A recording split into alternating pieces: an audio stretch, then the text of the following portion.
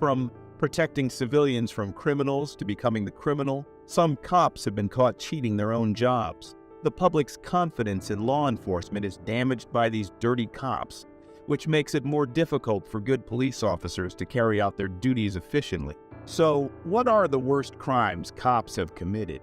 Get ready to be shocked after finding out what these dirty cops have done. First, let's discuss the story of Rafael Antonio Perez. Rafael was given a job of protecting the public by lawfully dismantling gangs. Instead, he and numerous other officers from the Rampart division of the Los Angeles Police Department conned gang members out of drugs and cash, while also stealing and manipulating police evidence.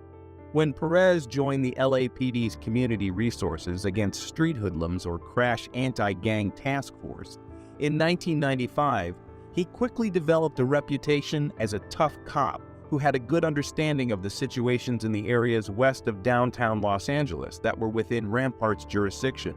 But by August 1998, he had been imprisoned for stealing cocaine worth $800,000 from an evidence room. And by the year 2000, he had entered into a plea agreement and accused 70 of his colleagues, crash officers, of misbehavior, ranging from ingesting alcohol while on the job to murder. The city was compelled to overturn 100 wrongful convictions and make $125 million in settlement payments as a result. So, how did Rafael Perez and his top gang fighting squad end up being held accountable for the largest police scandal in Los Angeles history? In response to a rise in the drug trade and associated gang violence, the LAPD established a specialist anti-gang task force called CRASH in 1979. The Rampart CRASH unit would represent the ideology of specialized police units that function almost independently. However, CRASH represented one front in a brutal conflict for police like Rafael Perez, who joined the task team in 1995. His reputation as a street-smart, tough cop eventually led to his transfer to Rampart Division's undercover drug team. Perez was given the duty of taking down the gangs, and both his demeanor and his ability to speak Spanish well complemented this role. Like many other young police officers, Perez experienced an adrenaline high when purchasing drugs from street vendors and reveled in his position of control. Perez thought he had discovered his niche and disregarded advice from a colleague that he loved working with drugs too much.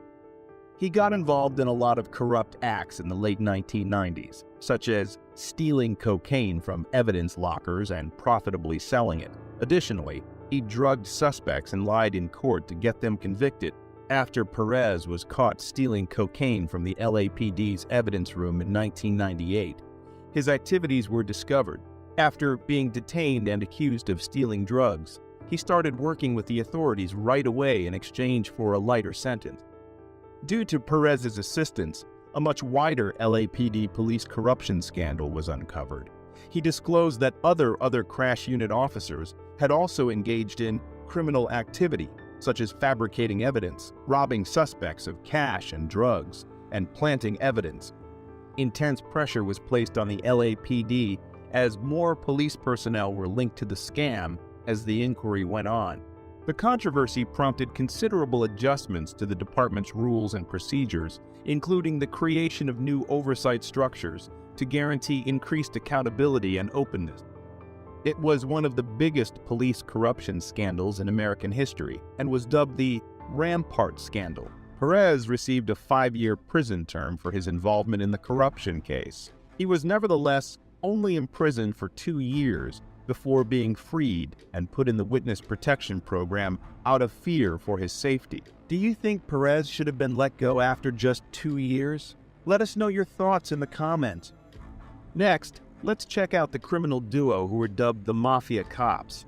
Agents from the DEA and FBI conducted a raid on an Italian eatery off the Las Vegas Strip in 2005. On the basis of drug deal evidence acquired by a wired-up witness, they detained 2 middle-aged men. Both suspects were calmly taken into custody, one of whom had a pistol concealed in his waistband. Yet, the later unsealed indictment against the 2 men would undermine public trust in New York and bring shame on the country's largest police force. Detectives Louis Eppolito and Stephen Caracappa of the NYPD's Organized Crime Homicide Unit were, in fact, hitmen for the mafia. In 1994, the first informant who could characterize two corrupt NYPD detectives working for the mafia came forward. Prisoned Lucchese underboss Anthony Gaspipe Casso claimed responsibility for hiring their services.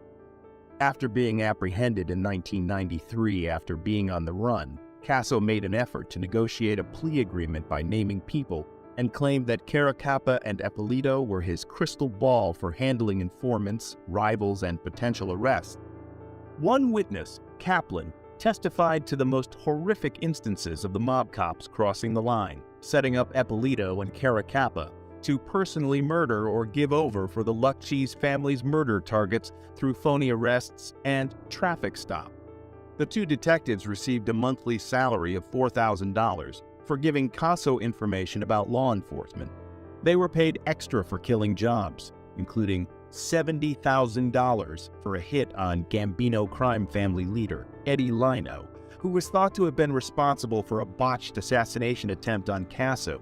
In April 2006, a Brooklyn federal court jury determined that the duo was accountable for 8 homicides, kidnappings, and other crimes. Eppolito was found guilty on 1 count of ERIC, conspiracy money laundering, drug distribution, and drug conspiracy.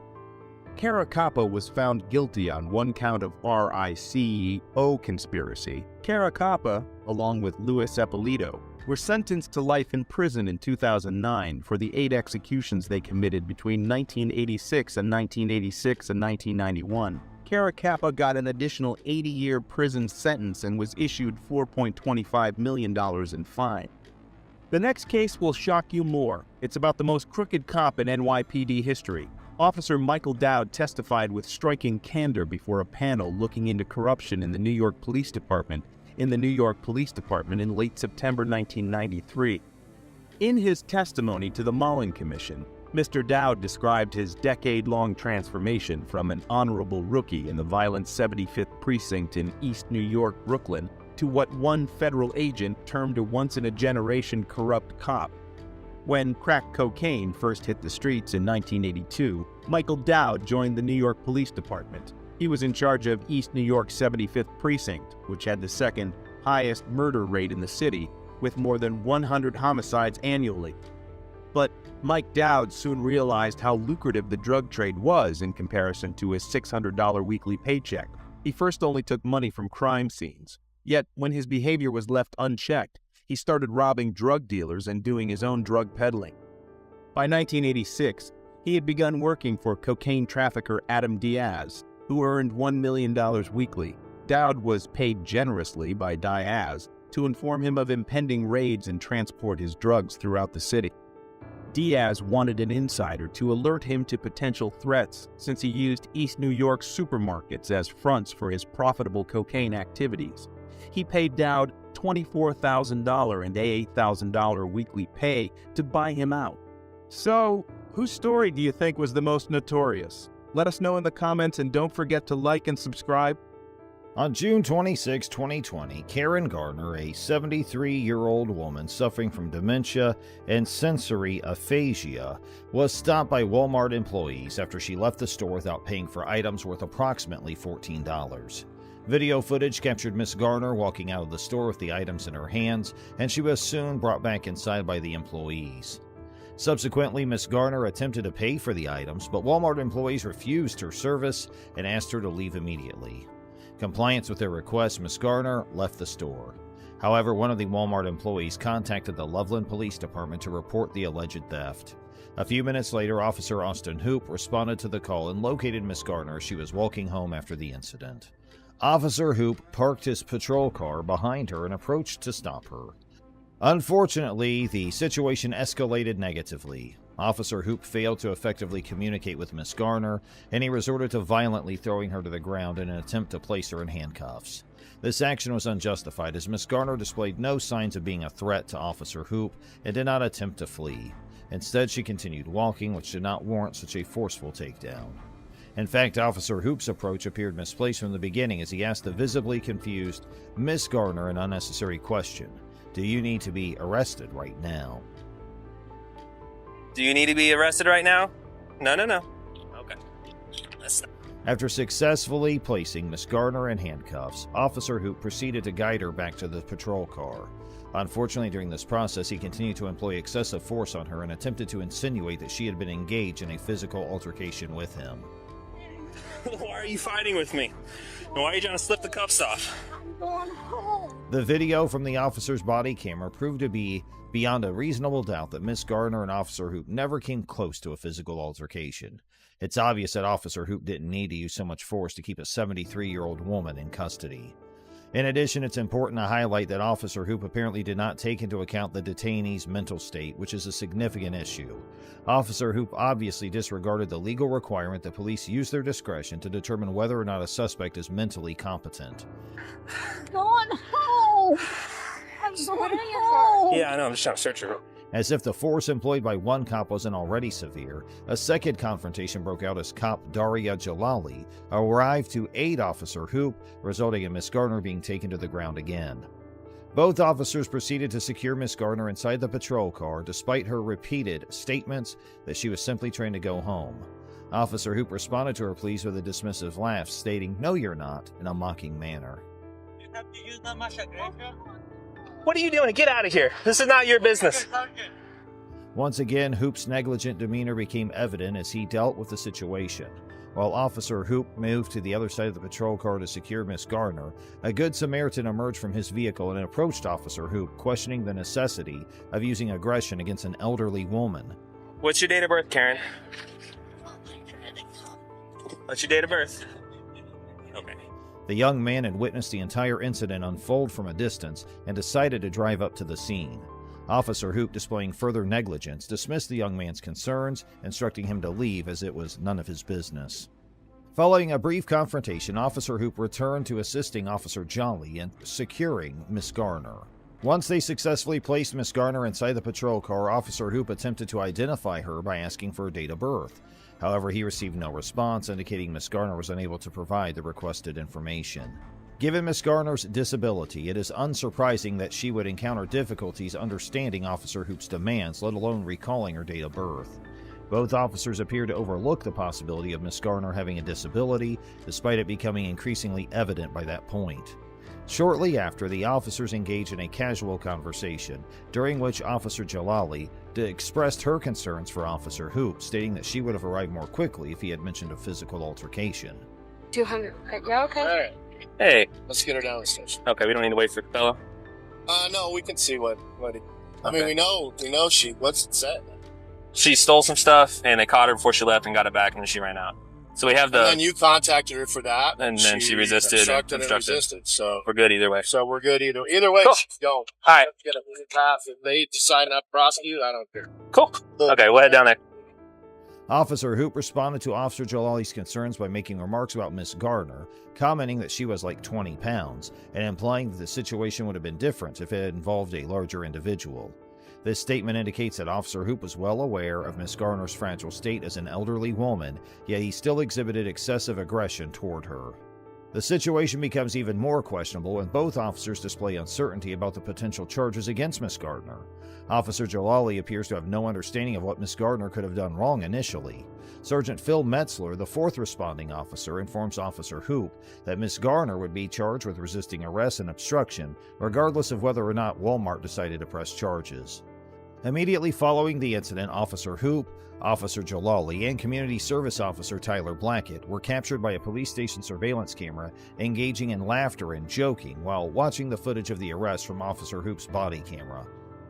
On May 19, 2021, the Colorado 8th Judicial District Critical Response Team completed an investigation into the incident, leading to the filing of criminal charges against Officer Hoop and Officer Jalali. Officer Hoop faced 3 charges, including assault. However, on March 2, 2022, Officer Hoop pleaded guilty to a single charge of second-degree assault, classified as a Class 4 felony. Consequently, he received a 5-year prison sentence. Meanwhile, Officer Jalali pleaded guilty to 1 count of failure to intervene in Larimer County District Court in June of the same year. As a result, she was sentenced to 45 days in jail and placed under 36 months of probation.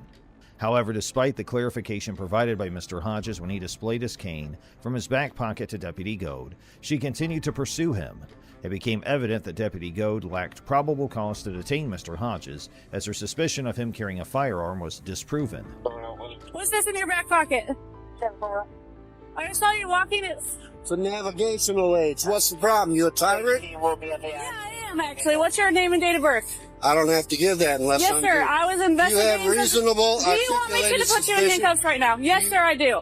What is your suspicion? It looks like you're carrying a gun in your back pocket. I'm stopping to make sure you're carrying it properly. You don't have have you to. ensured that it's not a firearm? No, you keep turning so I can't see it. You don't have to be a dick to me.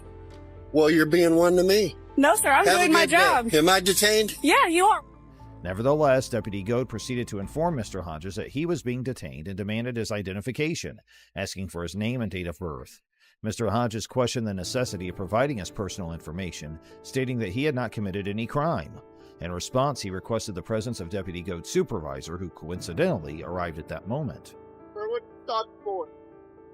For a walking stick. So- And it could look like a weapon. She asked you to really present it, okay? Now she's asking me for ID.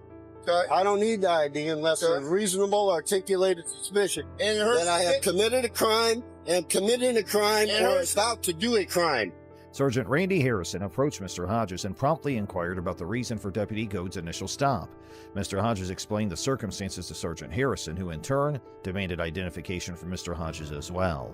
You were armed, okay, and she's asking you for your ID. Well, now she has verified that I am not armed, okay? So there is no problem. You have your ID or not? I do have my ID, but you don't need it, okay? Okay? Initially, Deputy Dowd may have possessed a reasonable suspicion to stop Mr. Hodges if she genuinely believed that the item protruding from his back pocket was a firearm. However, once it became unequivocally evident that Mr. Hodges was not carrying any firearms, any further detainment would be considered unlawful. Despite this realization, Deputy Dowd and her supervisor, Sergeant Harrison, collaborated to handcuff Mr. Hodges and conduct a search of his pockets.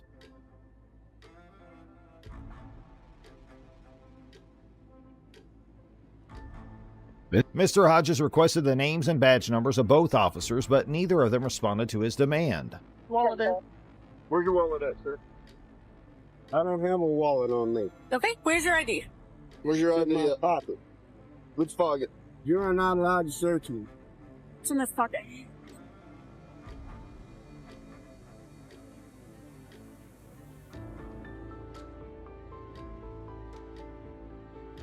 There you go. Thank you. It is important to note that throughout the ordeal, the officers did not show any concern regarding the cane that initiated the encounter. The cane remained in Mr. Hodges' back pocket during the entire confrontation, and neither of the two officers displayed any interest in it, even when Mr. Hodges pulled it out in front of them. This further emphasizes that the cane was never the underlying issue. The officers had other, seemingly trivial reasons to detain Mr. Hodges. After engaging in back-and-forth communication over the police radio, Deputy Dowd approached Mr. Hodges once again, attempting to assert unnecessary authority and further escalate the situation. She questioned him, asking if it was challenging for him to comply. Are you legally blind? Yes, I am. Okay. I had to walk up here in the dark for jury duty, which was canceled. But you're using your stick. You don't have to use a stick all the time? Not all the time. Mr. Hodges was arrested and charged with resisting without violence, as indicated by jail records that show his booking at 8:25 a.m. that morning. He was released 26 hours later. 2 days following his release, Mr. Hodges submitted a records request for the body camera footage on November 7, 2022. The viral video that circulated clearly demonstrated that Mr. Hodges had not engaged in any actions warranting arrest. An arrest report authored by Deputy Dowd, she stated that James had violated Florida Statute 843.02 by obstructing an ongoing investigation. According to her report, Mr. Hodges repeatedly refused to allow identification of the object in his pocket and declined to provide his ID. However, the body camera footage contradicted her account, showing that Mr. Hodges promptly and willingly presented the object from his pocket to both officers. Miss Odom's claims that Mr. Clark had assaulted her resulted in a bloody altercation turned out to be unfounded. When the officers arrived at the scene, there was no evidence of blood or visible injuries. Moreover, had the officers requested a background check on Miss Odom, they would have discovered her extensive history of encounters with the law. This included a 2016 conviction for fraud in the first degree, multiple felony charges of aggravated domestic assault, and even an attempted murder charge, which she apparently remained influenced by. The actions taken by Officers Hanning and Summers demonstrated a clear neglect of the usual protocols during the encounter. I literally just saw banged on the door, or through the wall. Bam, bam, bam, and I'm sleeping. Shut the f*** up! They seemed to accept Miss Odom's account without questioning her, despite the evident fact that she was intoxicated and lacked clarity. After speaking with Miss Odom and Mr. Braden, the officers proceeded to approach Mr. Clark, who resided next door. Following a few knocks on Mr. Clark's door, he opened it while holding a collectible sawfish snout sword, which had been a gift from his late brother-in-law. Mr. Clark had retrieved the sword with the sole intention of self-defense, expecting a confrontation with Miss Odom rather than the arrival of police attempting to resolve the matter. Given the circumstances, Mr. Clark was entirely justified in opening the door with a weapon in hand, as the officers had not identified themselves as law enforcement, a requirement mandated by law prior to such encounters. Despite the situation de-escalating when Mr. Clark complied by placing the weapon on a shelf and facing the officers, Officer Hanning made an attempt to tackle him by kicking his leg and punching his head. It was apparent at this point that Mr. Clark did not pose a threat to the officers. Officer Hanning had sufficient time and opportunity to detain Mr. Clark after he had put away the sword. However, instead of doing so, Officer Hanning retreated and proceeded to draw his firearm. Mr. Clark, remaining motionless with his hands clearly visible, demonstrated that he held nothing that could potentially harm anyone. What do you want? What the fuck? It was at this moment that Officer Hanning, without providing any warning, aimed his taser at Mr. Clark's stomach and discharged it. It's important to note that conflicting demands issued by the two officers. Officer Hanning instructed Mr. Clark to walk into the hallway, while Officer Summers simultaneously told him to get on the ground. As Mr. Clark fell backward, his head made contact with a chair, rendering him unconscious. The situation worsened when both officers attempted to move Mr. Clark's body outside, resulting in his head striking the corner of a shelf, which caused a laceration on his head. Furthermore, Officer Hanning employed unnecessary force by placing his knee on Mr. Clark's neck while restraining him with handcuffs. Reports indicated that his knee restraint led to an injury to Mr. Clark's carotid artery, necessitating surgical intervention for treatment. It is notable that this particular knee restraint has been associated with several fatalities in the past. As Officer Summers attended to Mr. Clark in an attempt to revive him, Officer Hanning had a different agenda. Get out here right now! Get out here! Get on the ground! No. They hit that wall so hard, I thought they were going to come through the wall. He re-entered Mr. Clark's apartment and took hold of the sword that had been placed on top of the shelf. The reasoning behind Officer Hanning's actions may have been unclear at first, but it became evident with his subsequent actions. Officer Hanning positioned the sword approximately 5 feet away from where Mr. Clark lay unconscious, creating the illusion that Mr. Clark had walked out of his apartment wielding the sword with the intent to attack the officers. Following the use of unlawful force, Mr. Clark was swiftly transported to the hospital, where tests for drugs or alcohol came back negative.